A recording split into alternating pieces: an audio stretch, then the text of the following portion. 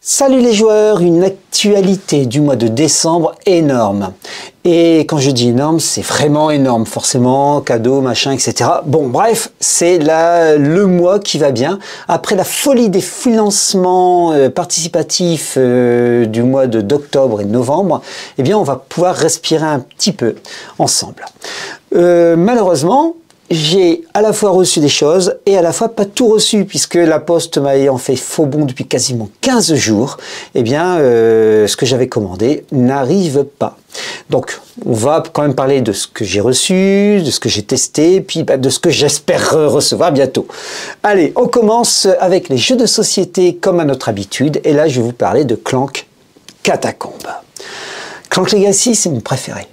C'est un Clank, pour rappel, vous devez descendre dans un souterrain et en remonter avant que la fureur du dragon soit extrême et que vous ne puissiez qu'être coincé. Donc en fait, il faut remonter, prendre sa petite chope de bière et hop, c'est gagné. Ouf! C'est un jeu qui est plutôt compétitif et peu péchu. Le Clank Legacy a des missions en plus et ça le rend vraiment très bien. Et là, Clank Catacombs, un plateau qui apparaît au fur et à mesure que vous faites de 3 actions. Et puis, il peut être tournant. Et puis, en plus, vous avez des nouvelles cartes, un peu légères, encore que ça va bien, parce que le fait d'avoir un plateau qui apparaît, ça donne un nouvel allant au jeu qui est extraordinaire. C'est un nouveau souffle et ça fait de ce jeu mais vraiment un must-have. Si vous ne connaissez pas Clank, Clank Catacombs, c'est celui que vous devez avoir. Donc disponible au Ludogite. Ce n'est pas tout. Il y a un autre jeu qui m'a marqué, qui m'a donné une énorme envie. Quand je vois Théo Rivière et un certain Dumernin, je me dis que on a envie d'essayer The Heist. The Heist paru chez Entremonde. Et The Heist, donc, sommes-nous dans un jeu de rôle ou sommes-nous dans un jeu de société? C'est une grosse boîte assez chère. Et il y a des missions, il y a 4 missions incluses dans un livre de 300 et quelques pages. Ça ressemble bien du jeu de rôle quand même. Où vous devez réaliser de façon élégante un casse contemporain. Et oui, donc c'est un jeu contemporain, élaborer le plus beau casse, etc. Il y a 4 scénarios inclus dans le livre de base. Il y a 9 scénarios, je pense, dans le livret, lorsque je lis le descriptif de la boîte. Bon, en d'autres termes, je l'attends avec impatience, savoir est-ce que c'est un jeu d'initiation, est-ce que c'est une fois qu'on a fait nos 9 et 4, donc 13 scénarios, c'est fini, on ne sait plus jouer, ou est-ce qu'au contraire ça permet de faire d'autres choses, est-ce que ce sont des one-shots, est-ce que c'est pas des one-shots, jeu de société, pas jeu de société, bref, on va découvrir ça avec The Heist, donc chez Entremonde. En tout cas, hâte de le recevoir. Justement, tiens, ça me fait la liaison avec les jeux de rôle. Et parlons peut-être du jeu de rôle que j'ai été acheté donc chez mon dealer préféré. Et c'est celui de Engeance Chancreuse. Alors, je vous ai déjà présenté beaucoup de dragons, énormément, je dirais. Pour rappel, j'en ai 2 qui traînent ici, donc je vous montre dans les ombres et incidents, voilà. Mais c'est surtout Engeance Chancreuse qui a occupé une partie de mes lectures de ce mois et déçu. Voilà, déçu. 5 aventures, je ne le présenterai pas en vidéo dédiée.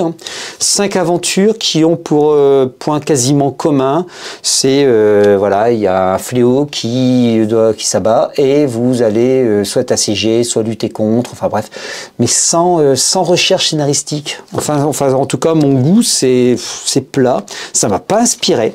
Donc c'est pas forcément le meilleur, je dirais, des légendes d'Eana. Voilà, autant je vous en ai parlé, il y a de très bons légendes d'Eana, et avec 2-3 scénarios à chaque fois sur les 5, il y a quand même 5 scénarios à l'intérieur, très inspirants. C'est pour 20 €, donc ça fait à peu près du 4 € le scénario. Bon, ça va, pour du format couleur, etc. Mais là, j'ai pas été inspiré. Ça m'a pas donné envie. Voilà. Donc peut-être que pour d'autres, mais du coup, vous n'aurez pas de vidéo dédiée de les Engeances Chancreuses de Légende d'Eana. Bon, continuons sur le jeu de rôle néanmoins. Eh bien, moi, je voudrais vous parler de Babel. Babel, c'est très inspirant, c'est chez les 12 singes, et j'attends de le recevoir, voilà. Les joueurs vont être des biblionautes. Alors des humains qui ont la capacité de voyager dans les livres. Physiquement. Pas dans la tête, hein, mais physiquement. Et donc, je pense qu'en termes d'ouverture, en termes de possibilités, il y a beaucoup de choses possibles. Et voilà, donc des objets curieux, des biblionotes, des personnages qui peuvent être pas intéressés par les livres, d'autres très intéressés par les livres. On peut trouver beaucoup... Enfin, voilà, alors je regarde un petit peu le financement qui a été réussi. Donc il y a l'écran, le livre, vous avez, il y a beaucoup de choses dans le financement. Et puis qu'est-ce que ça permet de jouer? Alors bon, ben, voilà, on a quand même des biblionotes. C'est un ouvrage donc de Julien Clément, Christophe Soile et donc graphiste de Maxime Place, qu'on a déjà vu aux commandes de certains projets, notamment les encagés. Si je dis pas de bêtises, oui, tout à fait, oui, je l'ai sous les yeux, donc c'est bien ça. Donc bon voilà, nous allons découvrir tout ça bientôt. En tout cas, très inspirant, très particulier, je pense, Babel, vivre, enfin, je veux dire, un jeu de rôle à travers les livres et tout ce qu'il peut y avoir en dehors avec des sociétés secrètes, etc. Hâte de découvrir. Là, je dois dire, hâte de découvrir. Tout comme hâte de découvrir et recevoir, c'est la suite de The Mir. Mir, je ne sais pas si vous vous souvenez, le livre avec l'écran un peu, enfin voilà, très particulier, un peu hypnotique. Le livre, qui est un livre de découverte. Et ben là, ça y est, des scénarios sont arrivés, scénario ou campagne, je ne sais plus exactement. J'attends de le recevoir. Je vous en ferai une, ça m'énerve ce petit truc. Je vous en ferai une vidéo dédiée et vous saurez tout ça assez vite. Normalement, c'est ces jours-ci. Voilà. Bon, très rapidement. Mais on a des projets quand même. Alors ça, c'est pour le jeu de rôle. J'attends toujours avec impatience la sortie du Roi Cornu qui, chez Chaos Project, n'arrive pas. Et je vais vous présenter très rapidement, parce que je n'ai pas encore été le chercher en boutique, c'est Terreur Indicible. Voilà les livres que je vais lire et vous présenter ce mois-ci. Donc quasiment, le mois est presque complet avec toutes ces lectures. J'en arrive donc logiquement à vous parler de la suite. Hop là. Et c'est les financements. Alors, les financements, eh bien, j'ai financé. J'ai financé Rêve de Dragon. Donc, quand j'ai regardé, j'ai trouvé 684 souscripteurs pour 137 948 €. Waouh! Et Rêve de Dragon, c'est une promesse d'une nouvelle campagne aussi qui est annoncée. On a reçu ça, on a reçu un petit mail. Une nouvelle campagne inédite qui sera annoncée bientôt. Donc là, waouh! Mais arrêtez-vous! Pas, c'est tant mieux, c'est génial. Je suis vraiment très content. Donc je revérifie les chiffres, 784 souscripteurs, 622%. On peut dire que c'est un très beau financement avec des contreparties qui sont super sympas. J'attends avec impatience de traiter le personnage et du commun, qui a été augmenté d'ailleurs. Tout comme l'artbook qui a l'air d'être très chouette. Bon. Ben voilà, ouais, c'est beau, hein. Rêve de Dragon, on en parlait hier au Club Criminel, ça reste autour de la table un des jeux les plus inspirants. Donc là, le Miroir d'Intermédiane, donc pour Terre de Dragon, j'ai hâte de le recevoir. Premier semestre 2025, on a encore le temps. Et puis, commentaire sur la chaîne aussitôt. Hein. Je pense que dès la lecture, ça va être fait. Voilà. Donc ça, c'était pour c'était entre autres pour le financement qui va me marquer le plus. Alors, j'ai des gratuits sous forme de vidéos à vous conseiller. Dans ce que j'ai pu repérer, il y a les Arte, la chaîne donc Arte sur YouTube qui nous a fait de beaux cadeaux. Il y a une première vidéo que je vous conseille, c'est Tolkien Démo des mondes. Donc je mettrai le lien en description de la vidéo. Donc paru sur Arte, documentaire Arte, vous tapez Tolkien Démo, MOTS, hein, bien sûr, pas MAUX, et vous allez tomber sur cette vidéo qui est, ma foi, bon, vous apprendrez peut-être pas grand-chose, ou au contraire, mais en tout cas bien inspirante et très bien réalisée. Et de la même manière, vous avez un autre documentaire sur Edgar Allan Poe, écrivain de l'étrange et icône pop. Et là, ouais, là c'est sympa.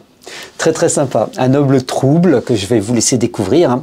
Et c'est plutôt étonnant qu'en France, bon, il fait partie des auteurs reconnus, certes, hein, notamment grâce à Charles Baudelaire, mais son univers, sa vie, bon, pas du tout exploré en jeu de rôle en tout cas. Ça c'est sûr. Décidément, les actions requises sans arrêt. Hein.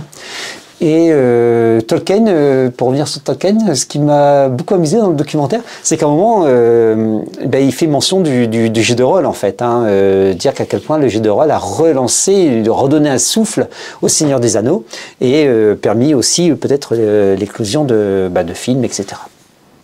Donc ça c'était très très sympa.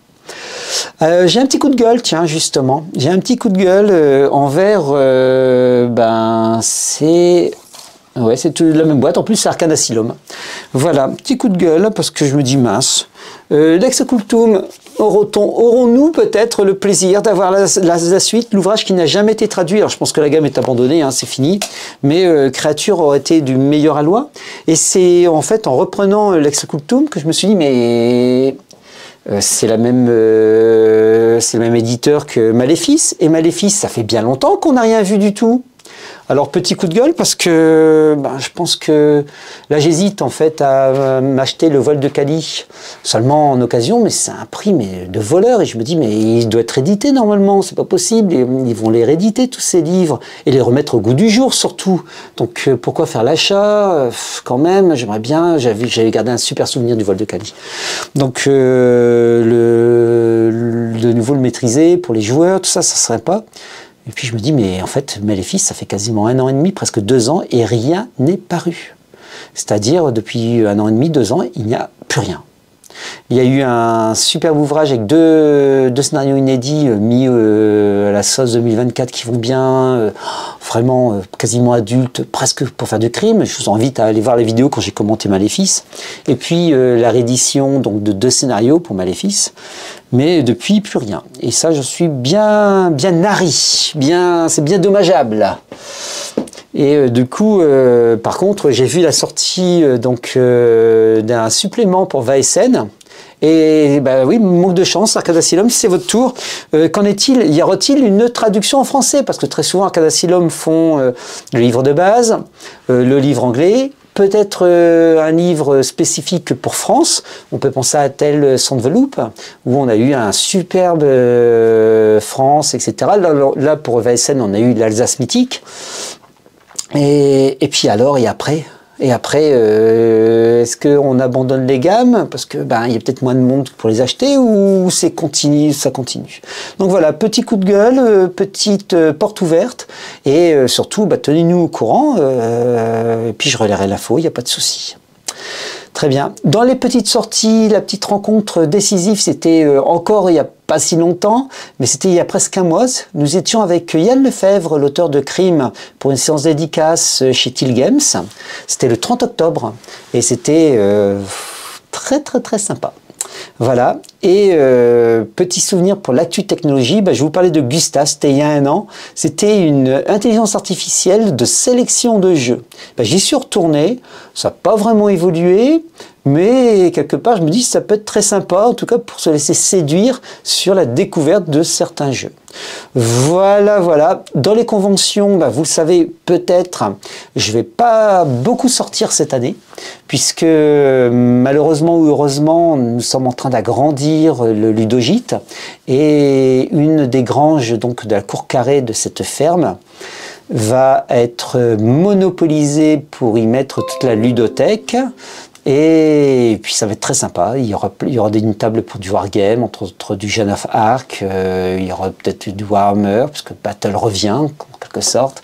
Enfin voilà, ça va être très très sympa, mais du coup, je vous avouerai que je travaille, et oui, énormément sur ce projet. Aujourd'hui, j'ai réalisé par exemple des appuis de fenêtre.